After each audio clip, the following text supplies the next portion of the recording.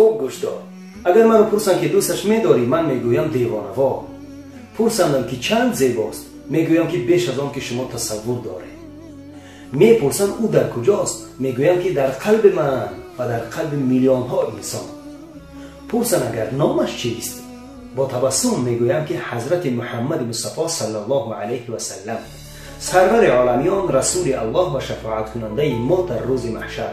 محمد مصطفی صلی الله علیه و سلم فرمودند که انسان فردا روز قیامت با کسی خواهد بود که او را دوست دارد و پیرو او باشد. اگر تو نیز دوست داری و پیروش باشی، در این روز جمعه با من بگو اللهم صل علی محمد و علی آل محمد. جمعه مبارک ای پیرو محمدی، خسیس مباش، صلوا علی النبی. السلام علیکم و رحمت الله. اللهم صل علی سیدنا مصطفى